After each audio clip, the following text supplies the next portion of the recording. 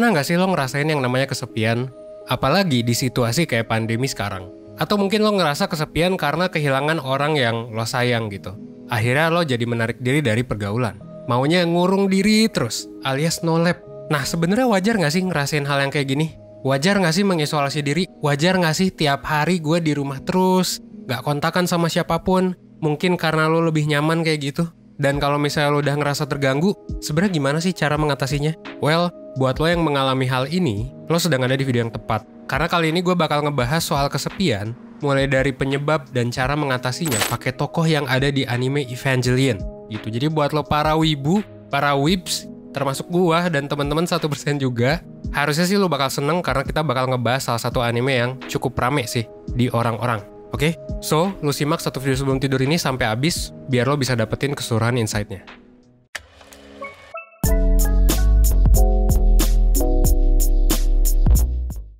Sebelum masuk ke pembahasan inti, gue bakal nyeritain secara singkat soal anime ini dulu. Evangelion tuh nyeritain soal peperangan manusia ngelawan monster yang disebut Angel, makanya namanya Evangelion, ada Angelnya.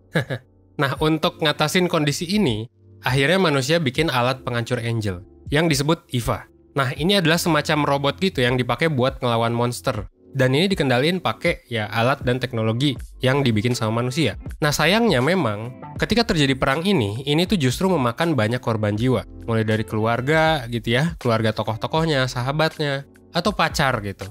Dan peristiwa ini akhirnya ngasih dampak ke seluruh kehidupan manusia yang diwakilin sama tokoh di serial ini. Terutama yang utama adalah sikap tokoh utamanya, yang di sini bakal kita memang fokuskan. Si tokoh utamanya ini melakukan isolasi diri, yang ujung-ujungnya bikin berbagai macam dampak-dampak negatif. Salah satunya pastinya ngerasa kesepian, itu tema sekarang ya, yang bisa jadi lagi lo rasain juga. Contohnya adalah Shinji, dia adalah tokoh utama di serial Evangelion ini. Shinji mengalami peristiwa yang pahit banget di usianya yang masih remaja. Dia harus menerima kenyataan kalau dia kehilangan ibunya, dan ibunya meninggal karena perang ini. Di sisi lain, ayahnya Shinji namanya Gendo gitu ya, juga harus menerima kenyataan ya kalau istrinya meninggal. Dan ini ngebuat Gendo sedih. Tapi Gendo juga nggak mau nunjukin kelemahannya di depan Shinji. Akhirnya apa? Gendo ya menarik diri dari dunia luar, termasuk juga dengan anaknya.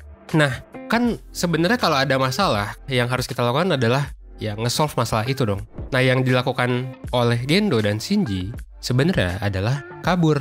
Jadi perilaku ini ternyata malah bikin masalah baru yang berdampak ke Shinji.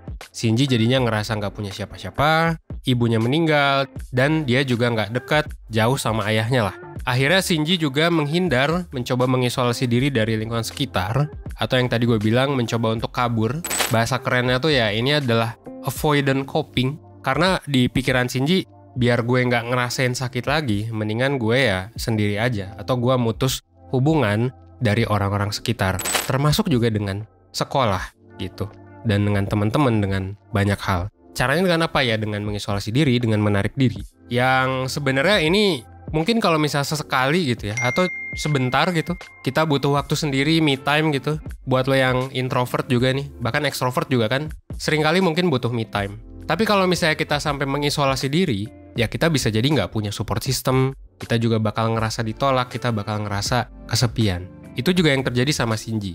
Shinji jadi nggak punya support system, dia juga merasa bahwa dia ditolak sama orang sekitar, dan dia merasakan banyak dampak buruk. Nah, cara isolasi diri ini adalah coping mechanism yang dipakai sama Shinji. Atau coping mechanism tuh bahasa Indonesia adalah cara buat nyelesain masalah, cara buat nyelesain stres yang dilakukan. Dan ini banyak banget terjadi di kehidupan kita. Gue yakin pasti banyak dari lo yang pernah juga mengisolasi diri, mungkin dalam waktu lama, mungkin dalam waktu sebentar gitu ya, dan ada yang sehat, ada juga yang enggak. Salah satu yang nggak sehat sebenarnya menghindar dari kehidupan sosial, biar lo nggak ngerasa sakit. Nah, itu sebenarnya bisa jadi salah ya. Ketika memang dampaknya adalah kesepian gitu, ketika memang dampaknya adalah malah makin buruk. Biasanya sih tanda-tanda kesepian bisa lo rasain. Lo ngerasa jauh atau ditolak sama lingkungan sekitar, padahal lo tetap pengen berinteraksi sama orang, tapi lo kayak denial atau ya udahlah nggak usah gitu. Ciri-ciri lainnya adalah lo ngerasa insecure, nggak pede sama diri sendiri, jadi sering overthinking.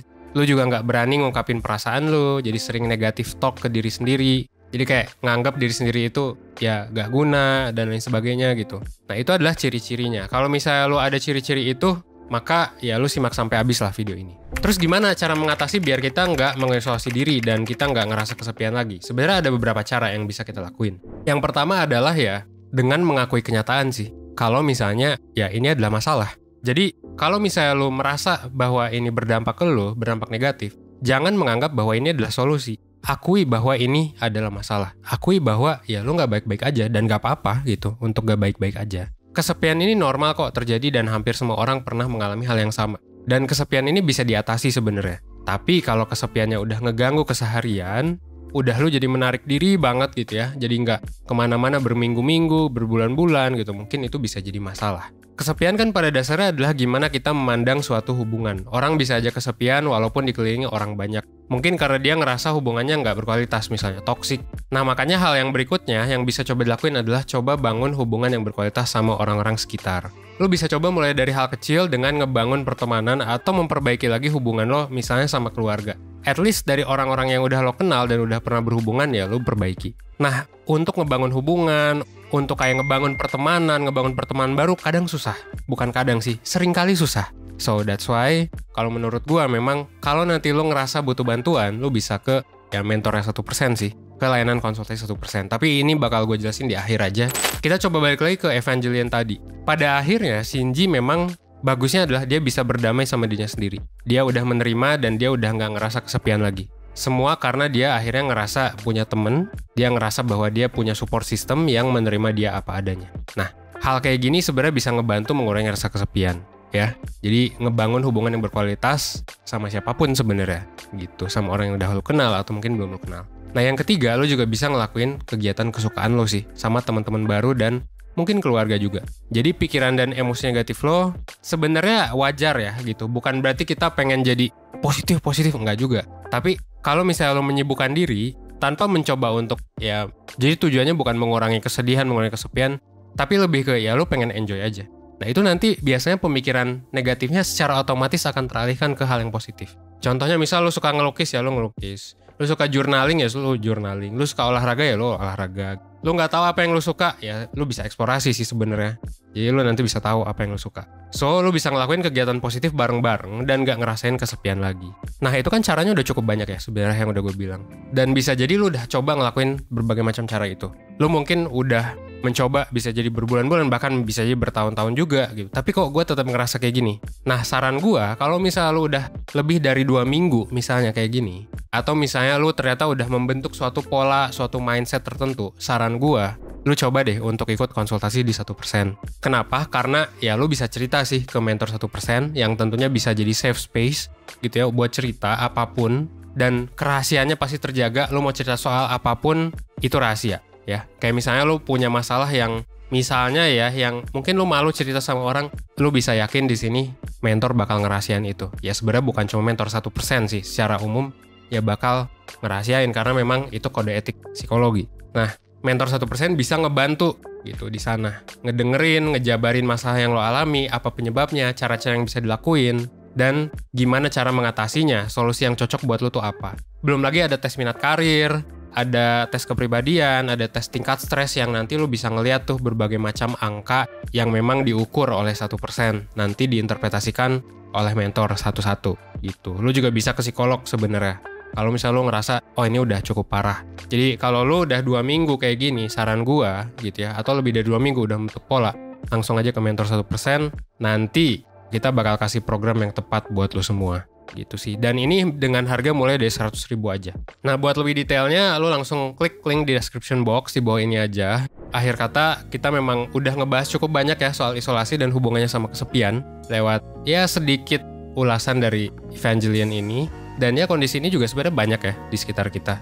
Gue yakin pasti lu ngeh lah banyak temen lu atau mungkin lu juga. Nah silakan kalau misalnya lu ada pengalaman tertentu dan lu mungkin udah melewati itu misalnya, coba tulis komen di bawah gitu biar lo bisa ngebantu yang lain juga sih. Gue harap lo yang ngalamin rasa kesepian ini juga bisa berdamai dengan keadaan. Lo bisa mengakui bahwa oke, gue memang merasa kesepian dan gak apa-apa, tinggal gimana solusinya. Nah itu bisa lo lakuin satu persatu. Kalau misalnya butuh bantuan ya silakan ke mentor atau psikolog 1%, oke?